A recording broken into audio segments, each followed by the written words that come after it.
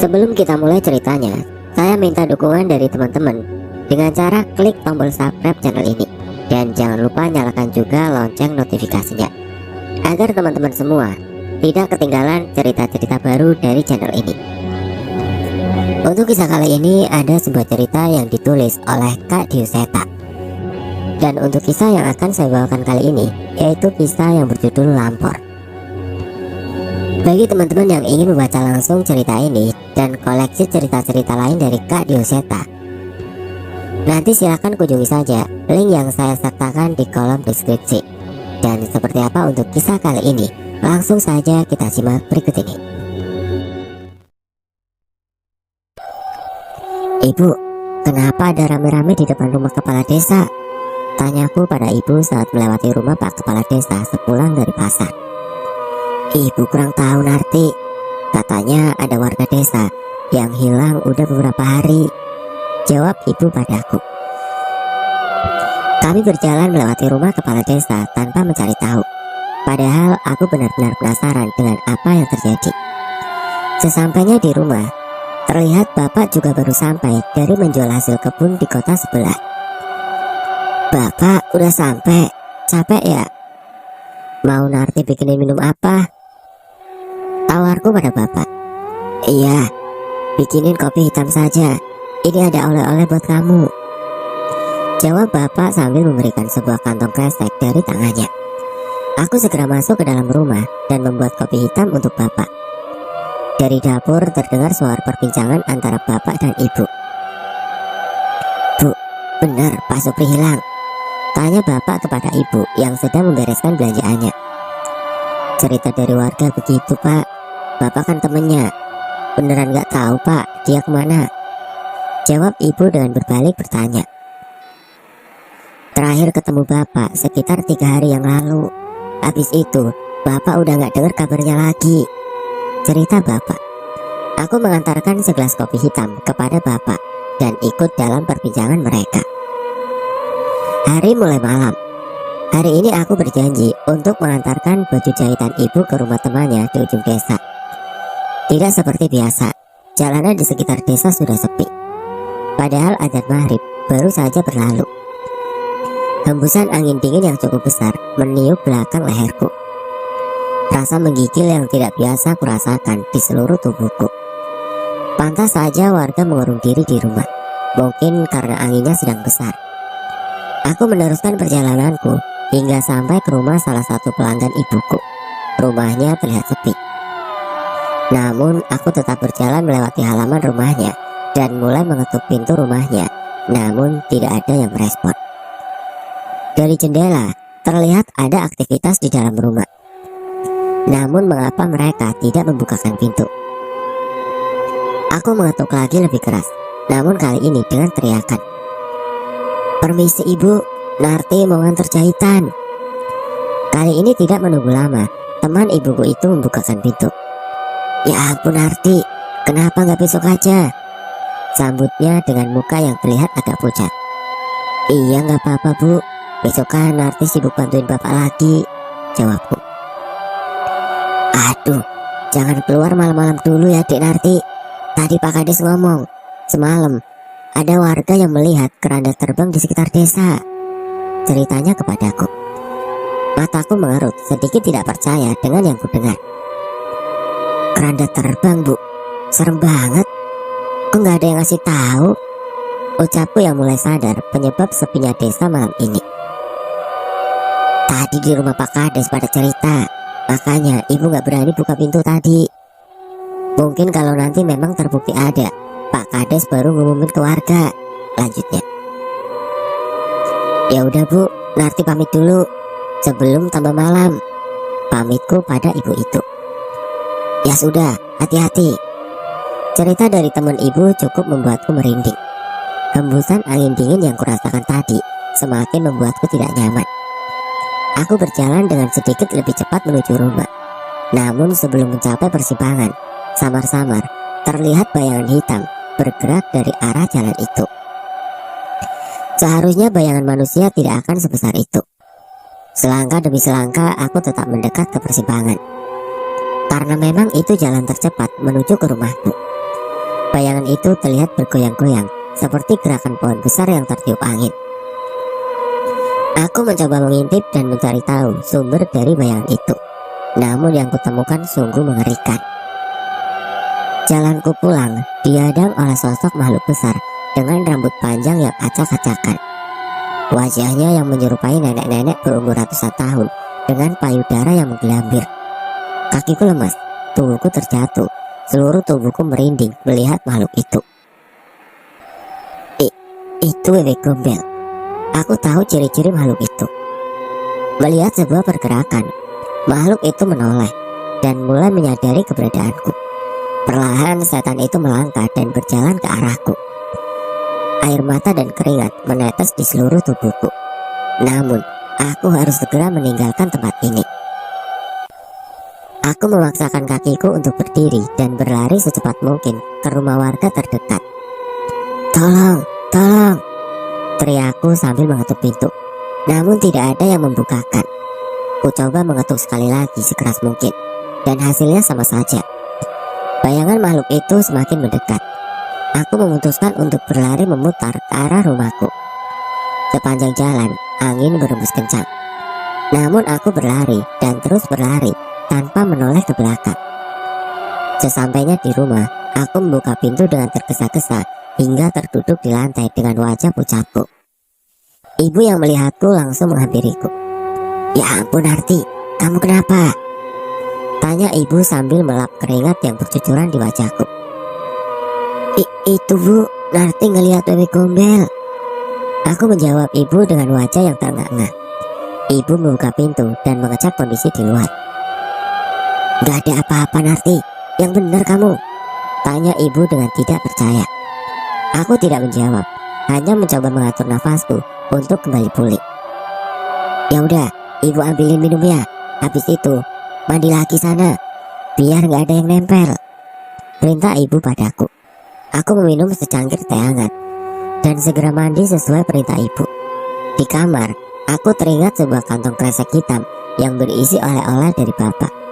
Aku segera membukanya. Sebuah selendang cantik berwarna hijau dengan serat yang halus ku keluarkan dari kantong kresek yang sama sekali tidak cocok untuk menjadi tempatnya. Aku keluar kamar bermaksud berterima kasih ke bapak dan menunjukkannya kepada ibu. Bapak, bagus banget selendangnya. Terima kasih ya pak, ucapku pada bapak. Wah iya bagus, bapak dapat dari mana? Tanya ibu pada bapak yang sedang menyeruput kopi buatan ibu. Beli sama teman bapak pas ketemu di luar kota kemarin, jawab bapak. Aku mencoba selendang itu. Namun entah mengapa ada rasa yang tidak dapat kujelaskan saat mengenakan selendang itu. Hari semakin malam. Setelah kejadian tadi, aku cukup lelah dan mencoba untuk tidur lebih cepat. Dan tanpa sadar, selendang pemberian bapak masih tergenggam di tanganku. Ular, tidak hanya satu, tapi sekumpulan ular terlihat mendekatiku. Entah mereka datang dari mana. Satu persatu ular-ular itu menghampiriku dan melilit tubuhku. Aku mencoba berteriak, namun sepertinya tidak ada yang mendengar. Tolong, tolong. Namun seekor ular mulai menegakkan tubuhnya dan bersiap menyerangku. Narti, bangun Narti. Suara ibu terdengar dan membangunkanku dari mimpi buruk tadi. Aku tidak berbicara sama sekali dan hanya memeluk ibu. Narti mimpi buruk, mau ibu temenin, ucap ibu padaku. Aku hanya menggelengkan kepala menjawab pertanyaan ibu. Ya udah, ambil minum dulu sana, biar gak balik lagi mimpinya, perintah ibu padaku. Ibu melepaskan pelukannya dan membiarkanku berjalan ke dapur. Namun perlahan terdengar suara ketukan di pintu rumah. Karena suaranya pelan, aku tidak menghiraukan dan tetap berjalan ke arah dapur. Lagi pula ini tengah malam, siapa juga yang ingin bertamu di jam segini, pikirku. Sekali lagi terdengar suara ketukan. Namun kali ini terdengar lebih keras, seperti seorang yang sedang marah. Bapak dan ibu yang merasa kaget terbangun dan berjalan keluar untuk membukakan pintu. Keanehan ini membuatku teringat akan cerita teman ibu tadi mengenai keranda terbang. Bapak, ibu, Jangan dibuka!" teriakku sambil berlari menghampiri mereka. Namun terlambat, bapak sudah membuka pintu itu. Hembusan angin dingin memasuki ruangan. Aku menghampiri mereka dan mencoba melihat keluar. Namun, tidak ada apapun di sana. Bapak bersiap menutup pintu dan kembali ke kamar. Namun, mendadak lampu rumah berkedip, tidak beraturan. Sesosok makhluk besar terlihat berdiri di belakang kami. Setan wanita berwajah tua dengan borok hampir di seluruh kulitnya dan payudara yang menggelambir, persis dengan yang kutemui tadi, terlihat di hadapan kami. Wajah bapak dan ibu terlihat pucat. Makhluk itu mendekat menghampiri kami. Aku melemparkan semua benda yang bisa kurai ke makhluk itu. Namun setan itu tidak bergeming. Tidak lama setelahnya, setan itu menghampiriku. Saat ini di hadapan wajahku, hanya terdapat wajah mengerikan tanpa bola mata di matanya. Bapak mencoba menolongku dengan menarikku menjauh. Namun setan itu berganti menerjang bapak dan menyeret tubuh bapak. Angin berembus kencang membuka lebar pintu rumah. Kali ini terlihat sebuah keranda mayat melayang di depan rumah bersama seorang makhluk berkerudung hitam. Wewe gombel itu menarik bapak dan berusaha memasukkannya ke dalam keranda. Bapak mencoba melawan dan kami mencoba menariknya. Namun semua percuma. Setelah berhasil membawa bapak, makhluk itu mencoba meninggalkan rumah kami. Mencoba melawan rasa takut, aku keluar dan mencoba mengejar mereka. Namun, yang kulihat saat ini di luar jauh lebih mengerikan. Lusinan pocong dengan wajah yang tidak berbentuk berkumpul di sekitar rumahku. Hampir di seluruh kain kafan pocong itu terlihat ular-ular seperti yang muncul di mimpiku tadi. Aku menahan langkahku, menghampiri ibu dan menutup pintu menghindari serangan pocong-pocong itu. Entah apa yang akan terjadi pada bapak. Di pagi harinya, aku menceritakan kejadian semalam pada Pak Kepala Desa dan warga. Warga sudah cukup resah dengan kejadian sebelumnya. Akhirnya kami sepakat memanggil orang pintar untuk menemukan orang-orang yang hilang. Sore ini Pak Kades datang ke rumahku dengan seorang kakek parubaya dengan membawa sesajen dan kemenyan. Kakek itu mengelilingi rumah, mencoba memeriksa dan menerawang kejadian semalam. "Selendang hijau itu, dari mana kalian mendapatkan benda itu?" tanya orang pintar itu. Ini bapak yang beli dari temannya," jawabku. Orang itu memperhatikan selendang itu dan membawanya. "Ada sesuatu yang tidak wajar dari selendang ini. Malam ini, kumpulkan pemuda desa di tempat ini. Kita hadapi langsung makhluk itu," perintah kakek itu. Warga mengikuti perintah kakek tua itu. Ibu menyediakan tikar dan makanan ringan untuk warga yang menjaga. Menjelang tengah malam, tidak ada tanda-tanda makhluk itu akan muncul. "Pak, maaf, kalau banyak orang, bukannya mereka nggak akan datang?" tanya seorang pemuda desa. "Kita bukan menunggu mereka. Saya yang akan memanggil mereka," jawabnya. Semenjak tadi, kakek itu sudah bersemedi dengan sesajen dan kemenyan di hadapannya. Kali ini ia membacakan suatu mantra yang membuat kami merinding mendengarnya. "Mereka sudah di sini," ucap kakek itu sambil berdiri. Warga yang di dekatnya melihat sekeliling dan tidak menemukan apapun. Namun, kakek tua itu melibaskan obor di halaman rumah dan mulai terlihat. Lusinan pocong dengan wajah tidak berbentuk telah berkumpul mengelilingi rumah. Para pemuda yang sebelumnya tenang kini terlihat gentar. Dari balik kumpulan pocong itu muncul sebuah keranda yang melayang diiringi oleh makhluk berkerudung hitam dan wewe gombel. Kali ini suara berisik terdengar dari makhluk-makhluk itu. Sebelum makhluk itu mendekat ke warga, orang pintar itu menghampiri keranda terbang itu. "Jika ini yang kalian cari, bawalah dan kembalikan kepada sang ratu.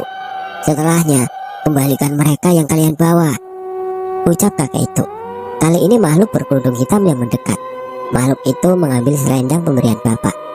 Melihatnya, kami sedikit tenang, berharap setelah ini orang-orang yang hilang bisa kembali. Namun ternyata kami salah. Setelah menerima selendang itu, setan berkerudung hitam itu menyerang kakek tua itu dengan sebuah gigitan yang melukai wajah si kakek. Sebuah mantra dibacakan. setan itu terbakar dengan api merah, namun tetap tidak bergeming. Merasa mendapat perlawanan, tangan besar setan itu menarik tangan kakek itu hingga terputus dan memasukkannya ke dalam keranda. Warga yang panik tidak dapat membantu dengan adanya puluhan pocong di hadapannya. Sebaliknya, kami semua berhamburan masuk ke rumah, meninggalkan dukun itu dan menutup pintu secepatnya. Suara ramai terdengar menjauh, seolah rombongan setan itu sudah pergi. Warga yang putus asa hanya bisa menunggu sampai pagi dan membubarkan diri. Setelah kejadian semalam, keadaan desa semakin mencekam. Setelah azan maghrib, tidak ada warga yang berani keluar rumah. Setiap malam warga menutup pintu rumah dan tidak akan membuka bila ada ketukan di tengah malam. Pernah ada warga yang membuka pintu karena merasa ada tamu yang butuh bantuan, namun berakhir tragis.